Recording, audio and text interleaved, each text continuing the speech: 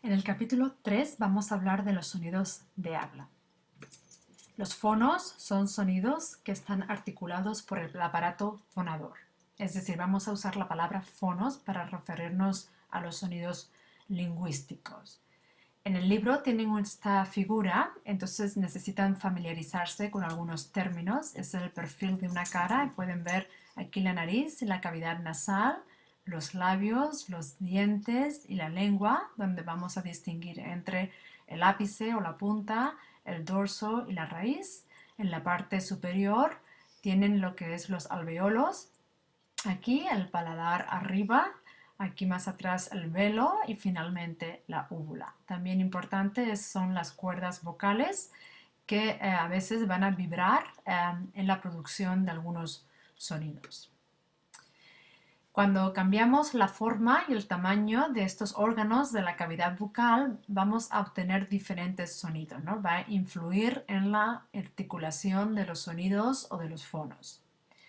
El resultado de esta variación es que los idiomas del mundo, como ustedes saben, hay miles de idiomas, pues presentan una enorme diversidad de fonos o sonidos.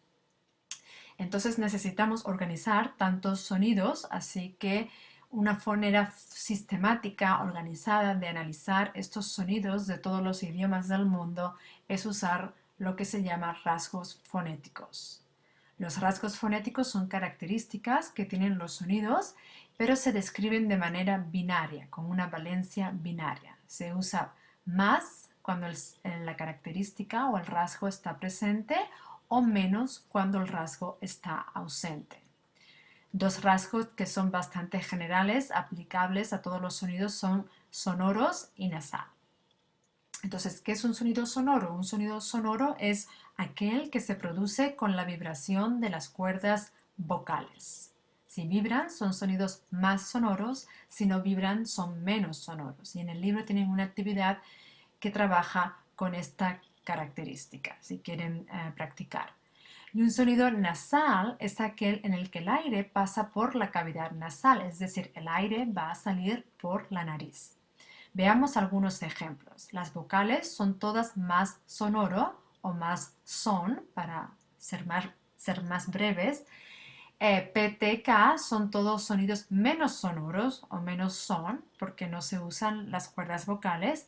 El sonido M es más nasal o más nas, porque usamos el aire, sale por la nariz para producir este sonido. En este capítulo nos vamos a enfocar en las vocales. Cuando pronunciamos las vocales, el aire pasa libre y continuamente por la boca, sin obstáculos.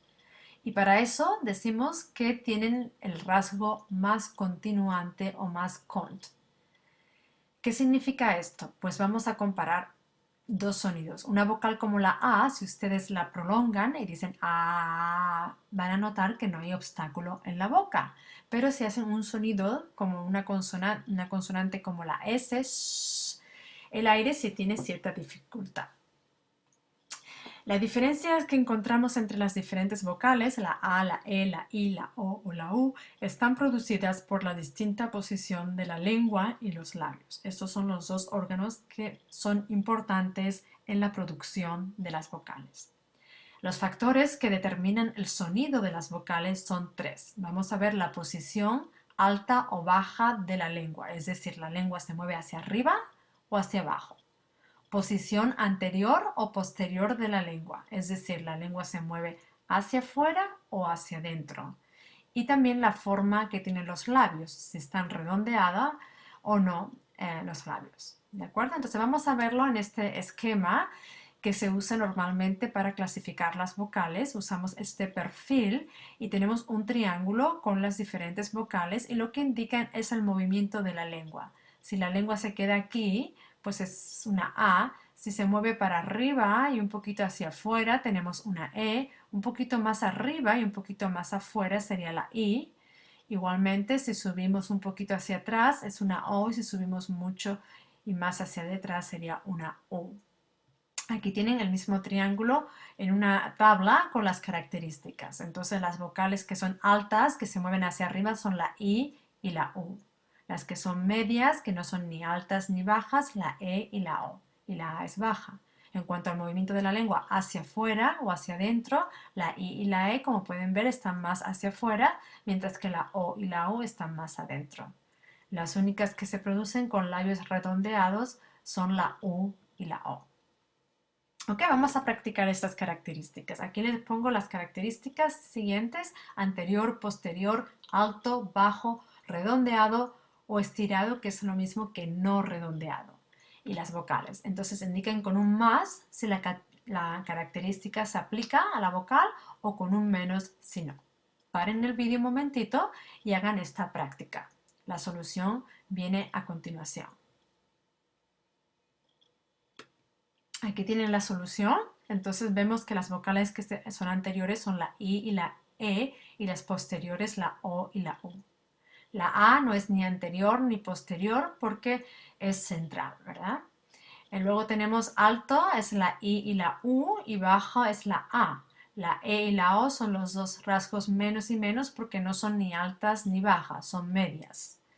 Los labios redondeados solo se usan para la O y para la U, por lo tanto A, E, I tienen labios estirados. ¿De acuerdo? Entonces vamos a continuar hablando de las vocales, pero también en relación con las sílabas. La sílaba es muy importante en español, es la unidad básica para establecer el ritmo, y en todas las sílabas en español hay una vocal. Todas las sílabas tienen una vocal y por eso la vocal se dice que constituye el núcleo. Es el núcleo, es la parte más importante de la sílaba. Ejemplos: en atar hay dos sílabas, a-tar. En ambos casos el núcleo es la vocal A, ¿verdad? Una vocal puede constituir una sílaba por sí sola, como la primera sílaba de atar es solo A, o de oso, que es solo O. Sin embargo, una consonante en español no puede formar una sílaba. No existen sílabas con solo consonantes y ninguna vocal.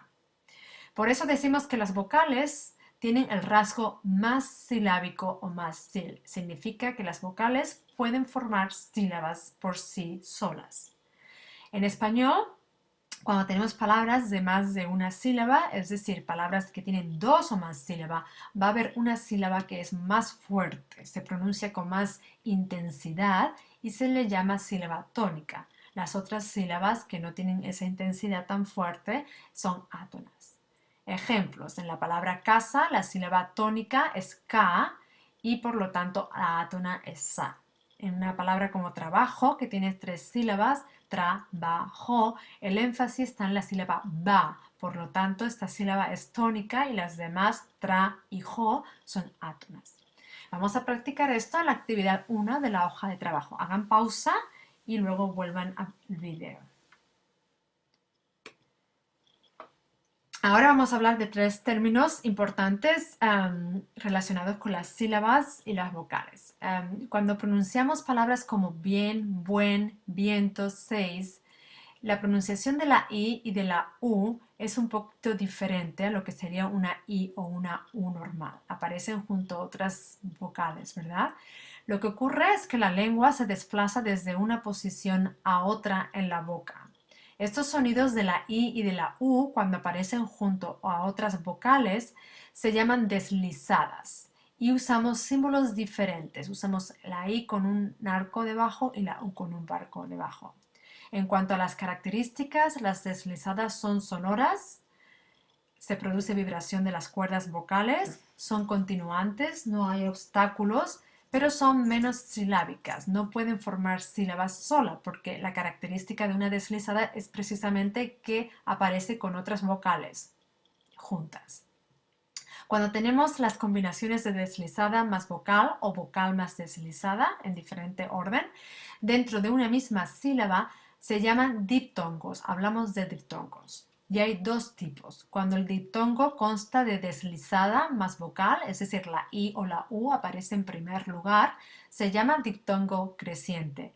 Cuando el diptongo consta de vocal más deslizada, es decir, la U y la U aparecen en segundo lugar, se llaman diptongo creciente. Y pueden ver figuras en la página 57. Las secuencias de las letras IU, como en ciudad, o UI, como en fui, también representan diptongos cuando tenemos las dos IU juntas. Son diptongos crecientes, es decir, la primera vocal se considera la deslizada y la segunda se considera el centro vocálico o el núcleo. También podemos tener tres vocales juntas dentro de la misma sílaba. Normalmente va a ser una vocal entre dos deslizadas. Y esto se llama triptongo. Entonces, fíjense que en limpiáis tenemos I a I. Tenemos deslizada, vocal o núcleo, deslizada. En Uruguay tenemos Y, tenemos deslizada, vocal o núcleo y deslizada. Igual ocurre con la palabra buey, wey, deslizada, vocal y deslizada. Vamos a practicar con la hoja de trabajo. Hagan la actividad 2 y luego vuelvan. Ok, entonces estábamos hablando de los diptongos y los triptongos y aquí tienen ejemplos dentro de la palabra y a través de palabras también se puede ocurrir, ¿no? Entonces los diptongos crecientes, repito, tienen primero una I o una U que llamamos deslizadas y que usamos un símbolo diferente y luego ocurre la vocal A, E, O, también puede ocurrir una I o una U y es el núcleo. Y también podemos tener el orden opuesto, que son los diptongos decrecientes, donde primero encontramos las vocales, que son los núcleos, y luego encontramos la I o la U, que son deslizadas y que usamos símbolos diferentes. En el caso de los triptongos, recuerden que la combinación siempre es deslizada, como pueden ver, siempre la parte es una deslizada vocal, que es el núcleo, o hay otra deslizada. Siempre es deslizada, vocal, deslizada. El núcleo es la vocal en el medio.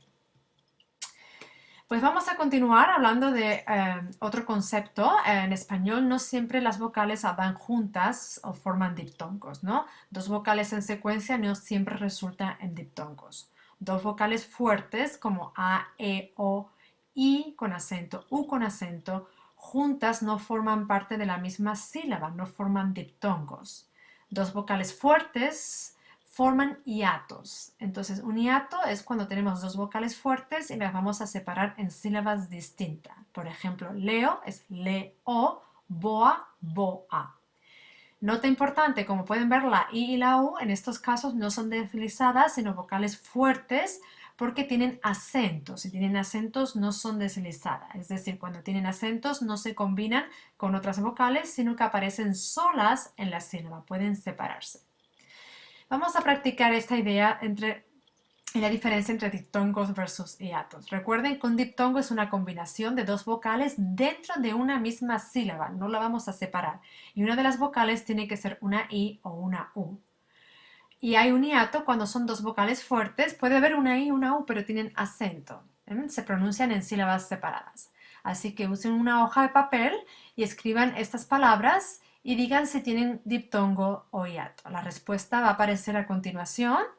También si quieren practicar la pronunciación, hay este enlace donde pueden ir y ahí pueden encontrar los diptongos y tienen modelos y pueden repetir después. Es muy buena práctica.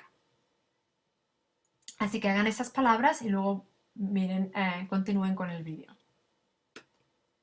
Aquí tienen las respuestas de la actividad anterior. Entonces hagan pausa para que puedan ver bien las respuestas. Lo único que yo quiero comentar es que adiós es un diptongo. Ojo, el acento está en la O, pero la O es siempre fuerte. Entonces en las vocales A, E, O no importa si hay acento o no porque siempre son fuertes. Solo hay diferencia si está en la I o en la U.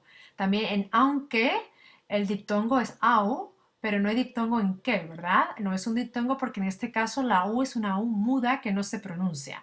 Es algo diferente. Y también en caído, aquí sí tenemos un hiato y el acento está en la I, por lo tanto la I, aunque es normalmente débil, en este caso tiene acento y por lo tanto es fuerte. ¿De acuerdo? Vamos a hacer una práctica más donde tienen que distinguir si las vocales subrayadas son una vocal fuerte o una deslizada. Entonces aquí de nuevo hagan pausa para poder ver bien las respuestas, indicar solo que aquí en Pinto la I es fuerte porque es la única vocal en la sílaba, entonces no puede haber diptongo, y que la Y cuando aparece junto a otra vocal se comporta como una I. En este caso pues es una deslizada porque se pronuncia soy. Ok, vamos a continuar ahora con otro vídeo sobre las consonantes.